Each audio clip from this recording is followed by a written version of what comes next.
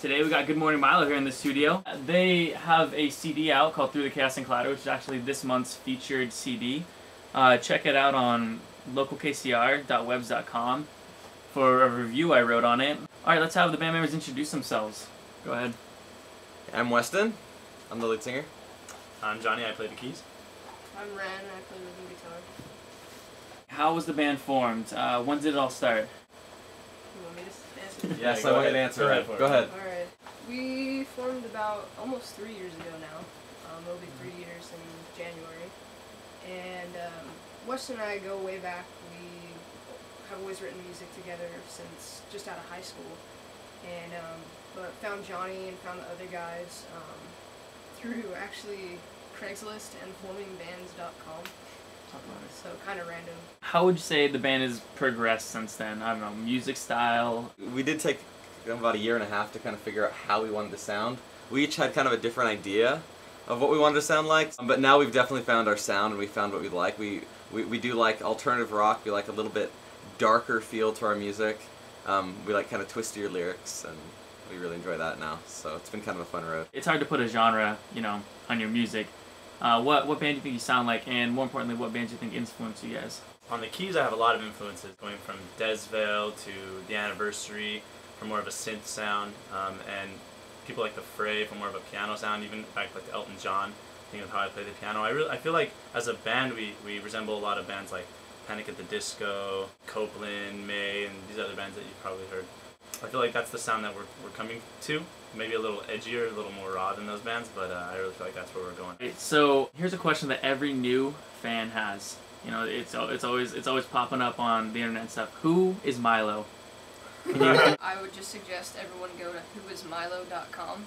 They can find out more about him there. What kind of inspired the name Through the Chaos and Clatter? All of our songs tend to be about getting through a trial in life or through a difficult time. They kind of have an edge or a darkness to them, but there's always a positive note. And so we wanted the album to really, the name of it, to represent that. We felt like coming through something, coming through the chaos and clatter of life, really kind of showcased what all of our music was about at the time. If you had to pick a favorite song off the album, what would that be? That's a hard one because they're kind of like children. I would probably choose To Kill a Songbird, just because I wrote it. No, because to me, that's the kind of music I like, that sounds a little bit folksy and really tells a story. I really enjoy when a story kind of comes together. I'm gonna have to go ahead and say Settling. It doesn't get a lot of play, and people don't really give it what it's worth, or as much praise as I think it deserves, and I think it's a really good song that's really rocky. As far as this album goes, I would pick To Kill a Songbird as well. And because a lot of the recordings, there's always something more you can do with them and that you want to change, but I really felt like To Kill a Songbird was a really solid track on this album, and there wasn't anything about it that I would have made any different, so I was really happy with the way it turned out.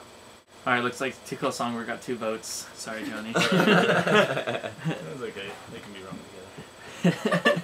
Here's a big question. What does Milo have planned for the future? Really pushing our Facebook and our Twitter as of late, and we're going to be obviously getting a bunch more videos up on YouTube, and we're going to be having a lot of fun with that. We're really pushing to get our fans involved in our music and in the things that we're doing in San Diego especially, and branching out from there.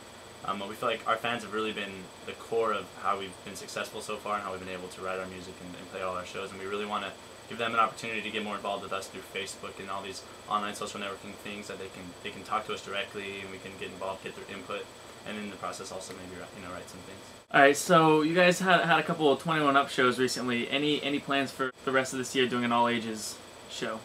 Yes! Yes, we would love to. Yes, we feel super bad that we haven't been doing very many all ages shows, and we really cannot wait to play another all ages. We're going to be putting on a really special, really cool all-ages show soon, so like Weston and Johnny said, make sure you check up on our Facebook and on our Twitter. Yeah. Thanks, Johnny.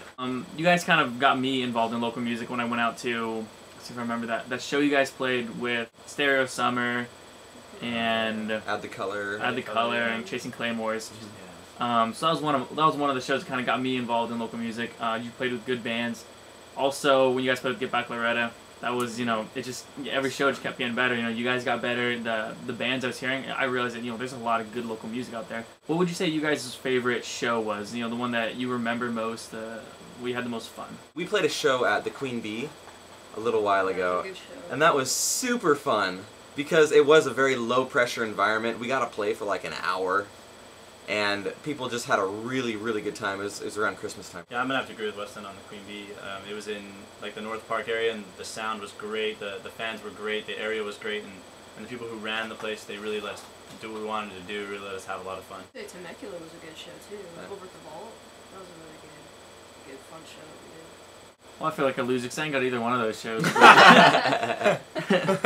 Missed out. Yeah, I missed out for sure. Time's about up, but I got one last question. If you guys were to go back maybe to the earlier stages of the band before through the Cast and Clatter, what would be maybe one thing that you guys would change, do a little differently, if anything? I probably would have approached the business aspect of things. I probably would have worried a little bit less about getting an EP out so early. I think I would have spent a little more time doing some demos and just getting shirts and playing shows and becoming better performers. Yeah, I'm gonna have to agree with Weston. I think it would have been nice to take a little bit more time before recording an album to figure out the how we wanted to come off on that album as our sound. I feel like we could have taken a lot more time recording some little things ourselves, trying to figure out things that we wanted to happen there, and done a little bit more with that. I've never had a lot of complaints about the way that we've done things because we've always come out learning, but I do think that one of our weaknesses in the past was that we'd always confuse goals with deadlines, and we'd have these really good goals of wanting to finish a song or an album or whatever it was, but then we'd set a deadline or a release date before we were ready, and it'd really rush the process. Like these guys were saying, we didn't have a chance to mold our sound as much as we could have if we didn't put that much pressure on ourselves, and so that's kind of something that we've started to change more recently. I think it's helped.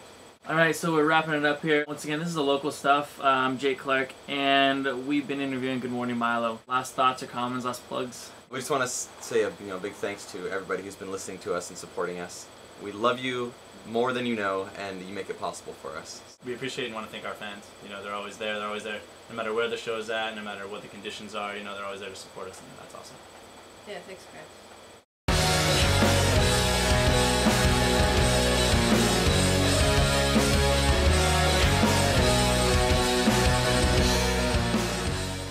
Oh, you have to get your face in there, hold on. Whoa. Hey, what's up? That was the guy who just interviewed us, so we will be seeing you later. Yep. Stay tuned on YouTube for more action. Wrong way, Ren. Wow. Oh my gosh.